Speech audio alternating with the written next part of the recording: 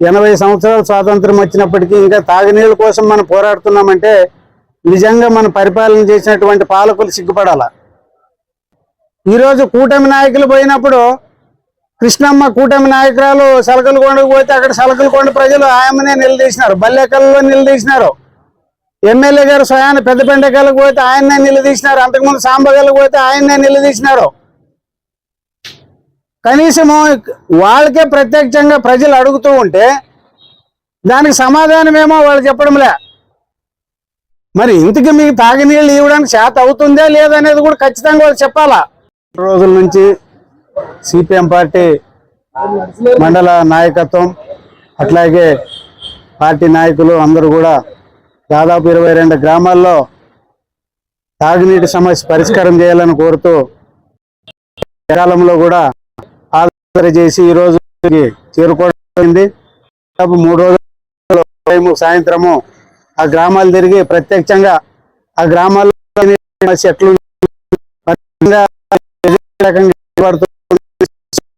రావడం జరిగింది. ఈరోజు ఈ ధర్నాను చేసి మన ఈ గారికి కూడా వినతి పత్రం ఇవ్వడం జరుగుతుంది. కానీ మనం గుర్తించుకోవాల్సింది ఏమంటే ఈరోజు సిపిఎం పార్టీగా రాబోయే కాలంలో ఈ తాగునీటి సమస్య పరిష్కారం అయ్యే వరకు కూడా మనం పోరాటం చేయాల్సిన అవసరం ఎంతైనా ఉందని ఈ సందర్భంగా పార్టీ నాయకులకి ఇక్కడ వచ్చినటువంటి ప్రజానికానికి తెలియజేస్తున్నాను. ఎందుకోసమంటే 80 సంవత్సరాల స్వాతంత్రం వచ్చినప్పటికీ ఇంకా తాగునీళ్ళ కోసం మనం పోరాడుతున్నామంటే నిజంగా మన పరిపాలన చేసినటువంటి పాలకులు సిగ్గుపడాల. 15 రోజులకు ఒకసారి కూడా తాగునీళ్ళు రావడం లేదంటే నిజంగా మరి ఎమ్మెల్యే గారు కానీ గతంలో పరిపాలన ప్రభుత్వాలు కానీ మరి అభివృద్ధి చేస్తామని ఇది ఏం అభివృద్ధి చేశారో అర్థం కావడంలే. ఈ కూటమి ప్రభుత్వం వచ్చిన తర్వాత కూడా జిల్లా వ్యాప్తంగా 6 కోట్ల నిధులు కేటాయించి ఈ వేసవి కాలంలో మంచినీటి సమస్య పరిష్కారం చేస్తామని జిల్లా కలెక్టర్ అందరూ కూడా స్టేట్మెంట్ ఇచ్చినారు. మరి ఎక్కడైనా ఒక ట్యాంకర్ పెట్టి నీళ్లు తోలినారా?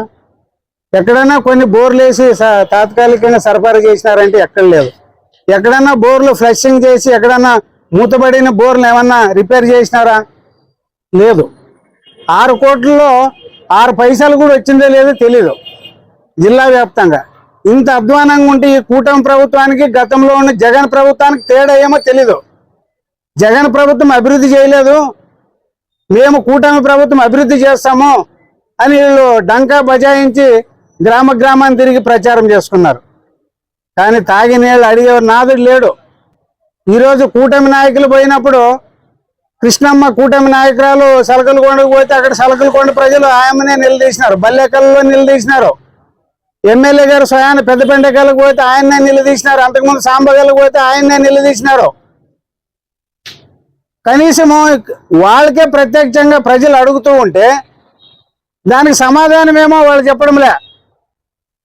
మరి ఇంతకీ మీకు తాగునీళ్ళు ఇవ్వడానికి చేత అవుతుందా లేదనేది కూడా ఖచ్చితంగా వాళ్ళు చెప్పాలా. మీ చేత అవుతుందా లేదా? మరి చేత కాకపోతే మరి దానికి ఏం ప్రత్యామ్నాయం ప్రజలైనా చూసుకుంటారు. మీరు ఎందుకు అధికారంలో ఉన్నట్లు అర్థం కావడంలే. కనీసం తాగడానికి మన ఎండిఓ గారు ఉన్నారు, మండలం ఎండిఓ గారు, తాగే నీళ్ళ గురించి ఎక్కడెక్కడ ఆయన మాట్లాడంలే. ఇప్పుడు రాజకీయాలు ఎక్కువైపోయినాయి మన ఆదోని మండలంలో. మన ఎమ్మెల్యేకి కూడా రాజకీయాలు ఎక్కువైనాయి. ఏమి బీజేపీ పార్టీని ఎట్లా అభివృద్ధి చేసుకోవాలా? పార్టీని అభివృద్ధి చేసుకునే దాని మీద దృష్టి ఉంది తప్ప ఎమ్మెల్యే గారికి కనీసం ప్రజలు తాగేదానికి నీళ్ళ గురించి ఆలోచన చేయడంలే. ఆయన దాంట్లో బిజీ అయిపోయినాడు. కూటమి నాయకులందరూ కూడా వాళ్ళ అధికారాలు పంచుకోవడానికి కొట్లాడుతున్నారు తప్ప ప్రజలు నీళ్ళ గురించి ఆలోచన చేయడంలే. ఈరోజు తాగడానికి నీళ్ళ గురించి వాళ్ళు ఆలోచన చేయడంలే. ఊరూరికి 5-6 మంది బ్రాంతి షాపులు పెట్టి మీరు బాగా అమ్ముకొని కార్యకర్తలు బాగుండాలని కోరుకుంటున్నాడు మన ఎమ్మెల్యే గారు. తాగే నీళ్ళు ఇచ్చి ప్రజలు మన్ననలు పొందాలని చెప్పడంలే ఆయన. మీరు బాగా సంపాదించుకోండి, బాగా అమ్ముకోండి, సరే బ్రాంతి అమ్ముకోండి, బ్రాంతి షాపులు బాగా పెట్టుకోండి, కాంట్రాక్టులు తీసుకోండి. కాంట్రాక్టర్లకి మధ్యాహ్న భోజన పథకాలకి ఫీల్డ్ అసిస్టెంట్లకి వీటిని కొట్లాడుకొని ఈ కూటమి నాయకులు మన ఆదోని అంత బస్ట్ పట్టించినారు. కాబట్టి ఖచ్చితంగా కూటమి నాయకులు ప్రజలే బుద్ధి చెప్తారని ఈ సందర్భంగా సిపిఎం పార్టీగా మేము తెలియజేస్తున్నాం. మీరు కనుక ఇదే పరిస్థితి ఉంటే తాగే నీళ్ళు కనుక పట్టించుకోకపోతే రాబోయే ఎన్నికల్లో స్థానిక ఎన్నికల్లో మిమ్మల్ని తరిమి కొడతారు ఈ ప్రజలని ఈ సందర్భంగా హెచ్చరిస్తున్నాం. అందుకని ఇప్పటికైనా బుద్ధి తెచ్చుకొని గ్రామాన్ని తిరిగి కలెక్టర్ దగ్గరతో మాట్లాడతారా, లేదా మంత్రి దగ్గర మాట్లాడతారా, లేదా ముఖ్యమంత్రి దగ్గర మాట్లాడతారా? తక్షణంగా ఈ ఆదోని మండలానికి నిధులు తెప్పించుకొని శాశ్వతంగా నీటి సమస్య పరిష్కారం అయ్యే వరకు మీరు కృషి చేయండి. లేకపోతే మాత్రం రాబోయే కాలంలో సిపిఎం పార్టీ చూస్తూ ఊక ఉండదు. ఖచ్చితంగా రాబోయే కాలంలో ఇంకా పెద్ద ఎత్తున సచివాలయాల దగ్గర ధర్నా చేస్తాం, అవసరమైతే రోడ్లు దిగ్బంధన చేస్తాం, అవసరమైతే ఇంకా పెద్ద ఎత్తున కూడా కార్యక్రమాలు తీసుకొని వచ్చి పరిష్కారం అయ్యే వరకు పోరాడతాం. ఇది ఆరంభం మాత్రమే, ఇది అంతం కాదు. అందుకోసమే ఇప్పటికైనా కూటమి నాయకులు కానీ, ఈ కూటమి ప్రభుత్వం కానీ, అట్లాగే ఎమ్మెల్యే గారు కానీ, ఎంపీ గారు కానీ కళ్ళు తెరవండి, తాగే నీళ్ళ సమస్య పరిష్కారం చేయండి. ఈరోజు ఎమ్మెల్యే గారు చెప్తున్నాడు స్వయాన, మీరు బోర్ల నీళ్ళు కూడా తాగొచ్చు, ఏం కాదు, పోయి చెక్ చేసుకొని మీరు తాగండి అంటున్నాడు. ఆ నీళ్ళు మీరు తాగి చూడండి, ప్రజలు కాదు. ఈరోజు బోర్లలో నీళ్ళు తాగడం వల్ల ఫ్లోరైడ్ శరీరంలో వచ్చి ఎముకల్ని దెబ్బతీసి అది మొత్తము శరీరాన్ని ఆరోగ్యాన్ని పాడు చేస్తుంది. ఫ్లోరైడ్ ఉంది భూమిలో. ఫ్లోరైడ్ ఉండడం వల్ల ఈరోజు మనం ఈ సిపిడబ్ల్యూ స్కీమ్ ద్వారా స్వచ్ఛమైన నీళ్లు అందిస్తున్నాము. అంతేగాని బోర్ల నీళ్లు తాగలేక కాదు. ఈరోజు బోర్ల నీళ్లు పశువులు కూడా తాగడం లేదా, మనుషులు కాదు. ఎందుకంటే జబ్బులు వస్తున్నాయి. అవి వాడుకోవడానికి పనికి వస్తాయి తప్ప తాగడానికి కాదు. కనీసం వాడుకోవడానికి కూడా నీళ్ళు లేవు. కొన్ని ఊర్లో బోర్లలో నీళ్ళు లేవు, బోర్లంతా ఇంకిపోతున్నాయి. ఇప్పటికైనా తాగే నీళ్ళ గురించి ఆలోచన చేయండి.